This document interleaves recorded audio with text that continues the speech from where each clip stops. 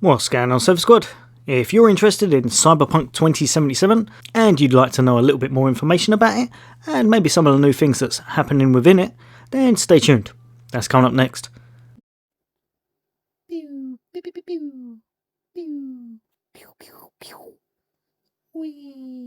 Welcome back, all you gamers. Firstly, if you're like me and you're really looking forward to Cyberpunk 2077 and you'd love to see some gameplay and build guides, etc., then why not hit that subscribe and bell icon, and I'll be bringing you all the latest and greatest content as soon as it's out. Right, so you may have heard that there's been a little controversy? Well, either way, this last week or so, as it's been announced that CD Projekt Red have basically been asking their employees to kind of do a little bit of crunch time. And what that regards is basically getting them to do extra hours on top of their normal working hours. I believe in some cases it basically means they'll be doing 6-day weeks instead of the normal 5. There's been a bit of backlash about this really, because they kind of categorically said at the start that they would not be condoning this kind of a thing. However, I'm kind of sure this was way back before COVID was even a thing, so times have changed and I'm guessing they want to just make sure that they hit the release date that they've set rather than delaying it again.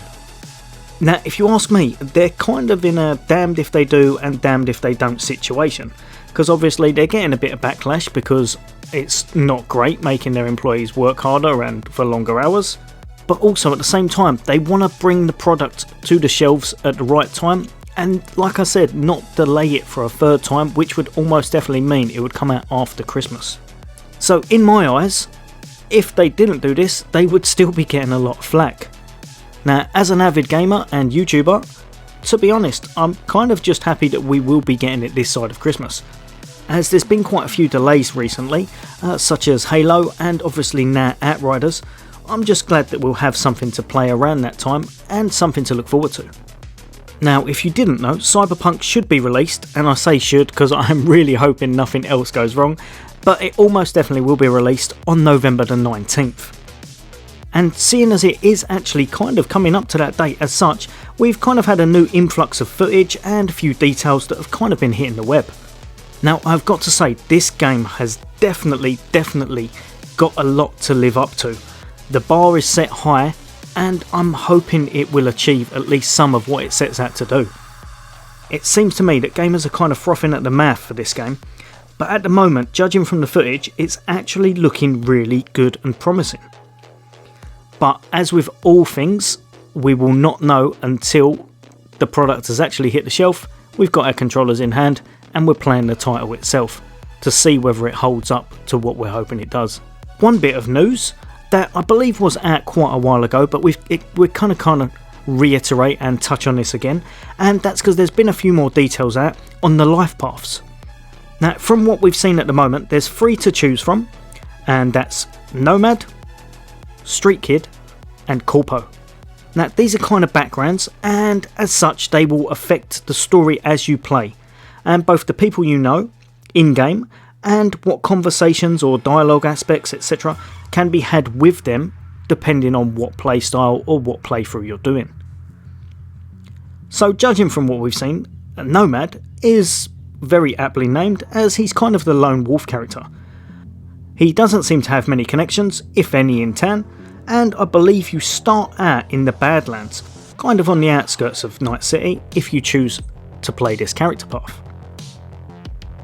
Street Kids, on the other hand, they're kind of the local citizens of Night City and have a lot of connections, know a lot of the goings on, are kind of in the mix of everything, and pretty much know how to get their hands on what they need to get their hands on as well.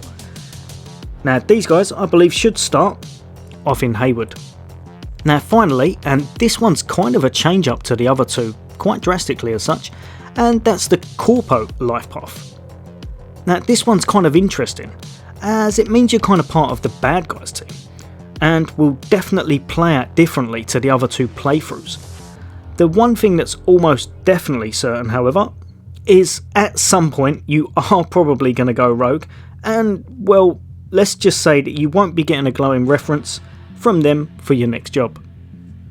So as you can see, these lifestyle choices, or background choices, life paths, whatever you'd like to call them, they will kind of affect your whole playthrough as such by the looks of it, and obviously it will really mean that the game is quite replayable, at least for a few times. So I think it's very interesting and definitely helps the longevity of the game.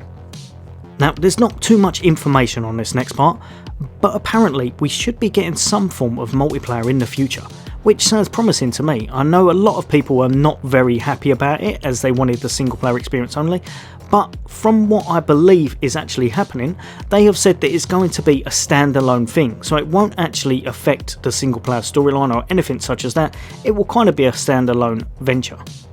Like I said, we won't delve too much into that because there's not much actually known about that as such at the moment, and it definitely will not be ready anywhere near release date, so it is definitely for the future. But again, this could help the game and its longevity. Finally, very recently, this map has pretty much hit the World Wide Web, and looking at it, it looks to be a little more self-contained and dense as such than some maps on games. That being said, they've already stated that it will not be as big a game as actually The Witcher, or as vast as such in terms of how much space you cover, but it looks like there's a lot packed into these cities. And also, if you have a little look, it doesn't look like they've done too much with the outskirts, so they may well be able to expand upon this with future DLC around the edges as such. Now, from the looks of it, Watson is where a lot of the nitty gritty kind of happens, and it's basically the place where you kind of start out. I believe your character, at least on a few of the playthroughs, will have this as his home location, and it seems there's a lot of shops and dodgy dealings going on. There's a lot of neon lights, but it is also very run down, and I think from what I've seen, the influx in gangs doesn't help the situation. It pretty much seems like a slightly run-down version of the really swanky Westbrook. Now, in complete contrast, you have the city centre. This is pretty much a corporate paradise as such, where you'll have high-rise skyscrapers with neon lights and pretty much all the shenanigans of the corporate world, such as a lot of dodgy deals and probably a fair share of backstabbing. On the outskirts, we have the Badlands, and that's surrounding Night City, home to pretty much the nomads. Looks a little bit like a vast open space, very desert-like, with not much going on in comparison to Night City. Right, so what do you guys and girls think? Will it live up to the hype? Will you be getting it when it's out on November the 19th? I definitely will be. I'm looking forward to it, and like I said, there won't be too much actually rivaling it. Obviously, we've got Assassin's Creed just coming before it, but at Christmas time there's not a whole bunch on the radar at the moment, so hopefully this will live up to its expectations. What do you think? Drop a comment below, let me know what you think it's going to be like. As always, guys and girls, I hope that's helped you out a little bit. I hope it's thrown a little bit of insight into what we'll be getting on November the 19th. And as always, if you like the content for Cyberpunk and all things Xbox and soon Xbox Series X, hit that subscribe, hit that bell icon, and I'll be bringing you regular content. As always, take care. I'll see you on the next day.